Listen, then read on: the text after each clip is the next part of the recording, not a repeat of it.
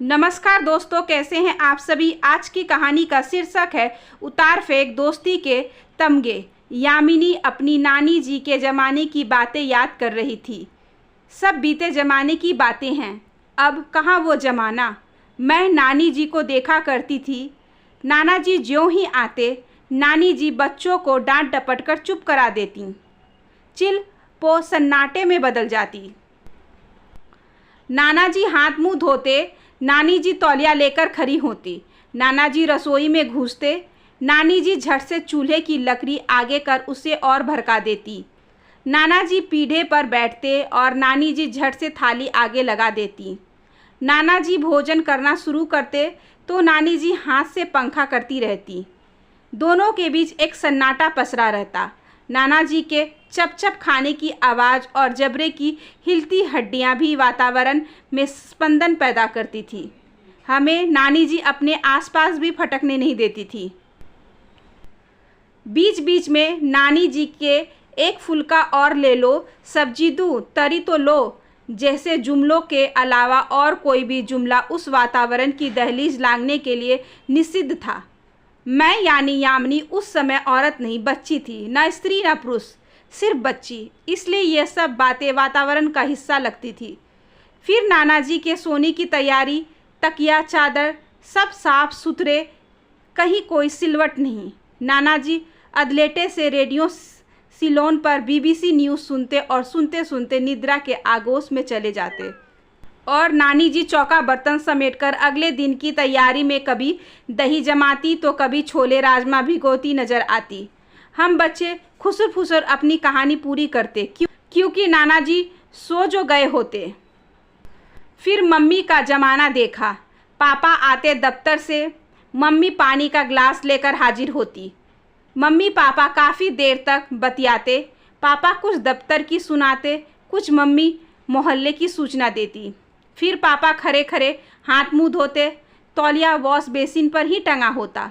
Mummy kitchen में अब पापा के लिए चाय बनाती। हम मम्मी पापा के दो बच्चे उनके इर्द गिर्द घूमते तो कभी पापा को गलबैयाँ डालते, कभी उनके गीले धुले चेहरे को छूते। मम्मी हमारी हरकतों पर हंसती। फिर हम सब डाइनिंग टेबल पर बैठकर चाय पकौड़े खाते। कभी हम दोनों बहन भाई लड़ते। मम्मी पापा की बातचीत में खलल होता। पापा थोड़ा गुस्से से देखते, हम चुप हो जाते। उसके बाद मम्मी पापा शाम को घूमने निकल जाते या किसी मित्र परिचित के घर मिलने जुलने। लौटकर मम्मी किचन में खाना तैयार करती और पापा हमें पढ़ाने बैठ जाते। हम सब मिलकर आपस में बातचीत करते हुए भोजन करते। मम्मी पापा की थाली पर बराबर नज़र रखती और एक एक फुल्का देती जाती। साथ ही हम बच्चों को भी। रात को पापा सबका बिस्तर लगाते और हम सब सो जाते।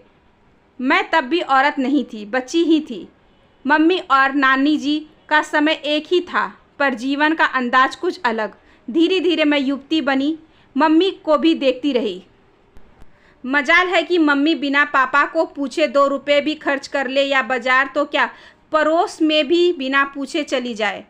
मम्मी ने पढ़ाई की प्रबल इच्छा को न जाने कितने वर्षों तक दबाए रखा, पापा की सहमति के इंतज़ार तक पढ़ाई की। पर मजाल है कि पापा के कमरे की लाइट रात को जल पाए। बुनाई का शौक़ था, पर पापा के सामने एक फंदा भी बुनने की हिम्मत न थी, जुटा सकी कभी। सब कुछ पापा की अनुपस्थिति में शाम 5 बजे तक ही होता। पापा के आने की आहट के साथ ही सब तामझाम सिमटने लगता। हम बच्चे बड़े हुए तो मम्मी ने पापा से नौकरी की इच्छा जताई।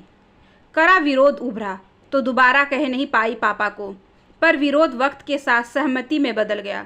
मम्मी ने प्राइवेट स्कूल में नौकरी कर ली।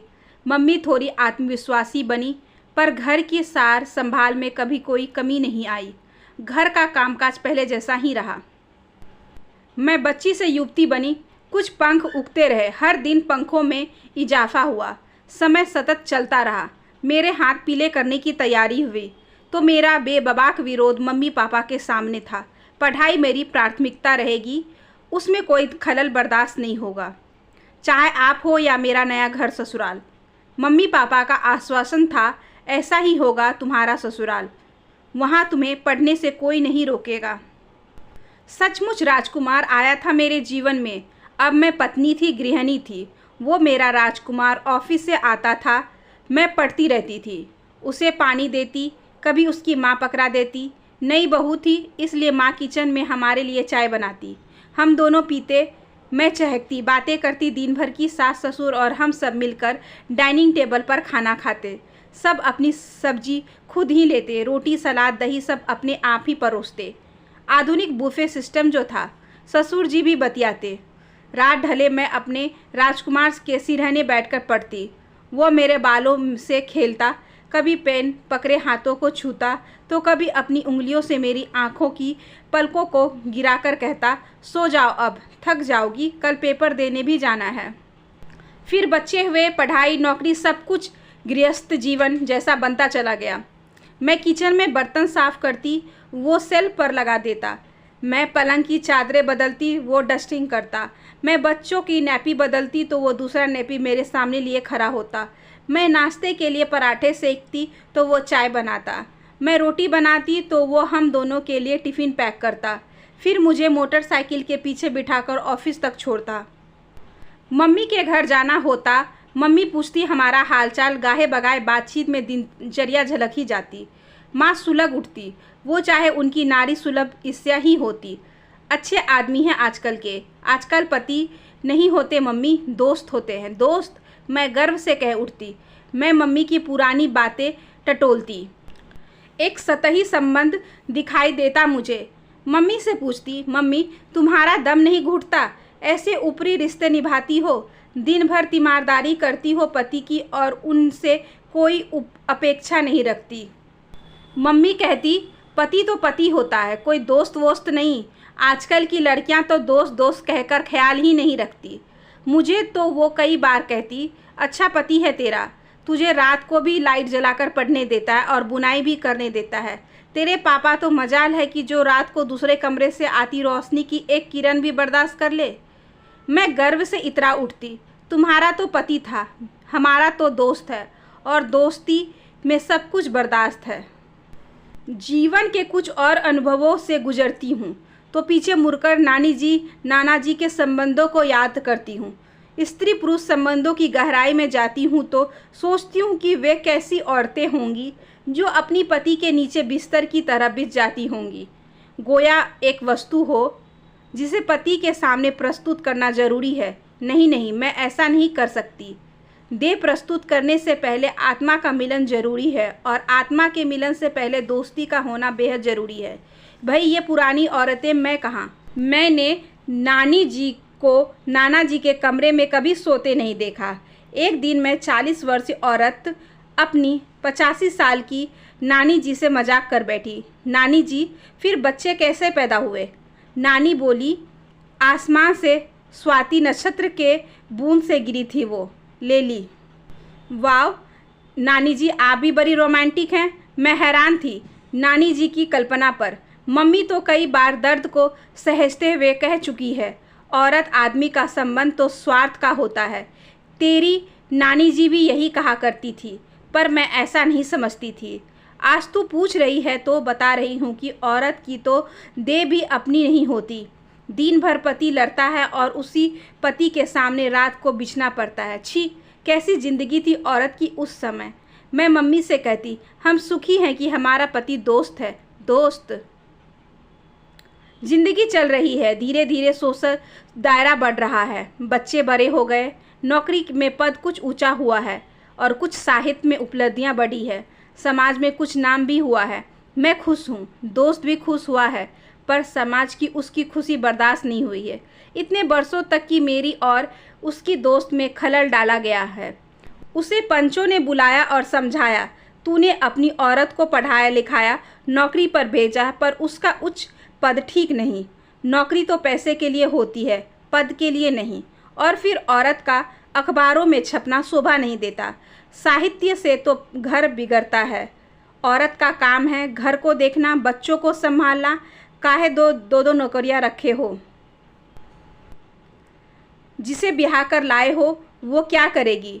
उसी से झाड़ू पोछा लगवाओ, बर्तन मजवाओ। औरत का अफसर होना शोभा नहीं देता। अरे आदमी तरक्की करे तो अच्छा लगता है, तू बन अफसर, हमें कोई गम नहीं।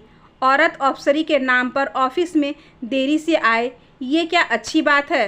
अरे आदमी घर आते हैं देरी से, ऑफिस से ना सही, किसी पान की दुकान से ही सही, या चाय के स्टॉल से ही, या दोस्त के नुक्कड़ से ही सही। औरत को तो बांध कर रख। और भी न जाने ऐसे कितने जुमले हैं जो समाज ने चीख चिल्लाकर कहे हैं मेरे खिलाफ।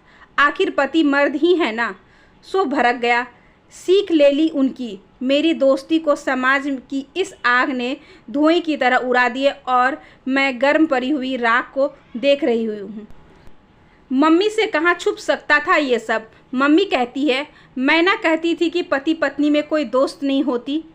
पति को पति ही समझना चाहिए। थाली परोसो, बिस्तर बिछाओ और खुद बिछ जाओ बिस्तर की तरह। बड़ी बनती फिरती थी अपने पति की दोस्त। मम्मी की झिड़कियाँ अब सटीक लगती हैं। एक दिन तो मम्मी चिल्लाकर बोली, उतार फेंक अब अपनी दोस्ती के तमगे, बन जा औरत, केवल औरत। आंसुओं की नदी के बीच सब कुछ बहा दिया है। दोस्ती, प्यार, इज्जत व समाज, अब केवल बचा है सूखा रास्ता। बंजर, एकदम बंजर। अब मेरा दोस्त मर चुका है। अब मेरा पति आता है ऑफिस से, पानी देती हूँ, रोटी बनाती हूँ, परोस देती हूँ, एक सन्नाटे के बीच बैठ जाती हूँ उसके पास, पूछ लेती हूँ और लोगे तरी लो, नानी जी के ज़माने की तरह, पर हाथ से पंखा नहीं कर पाती। वो बीज नहीं है अभी मुझ में।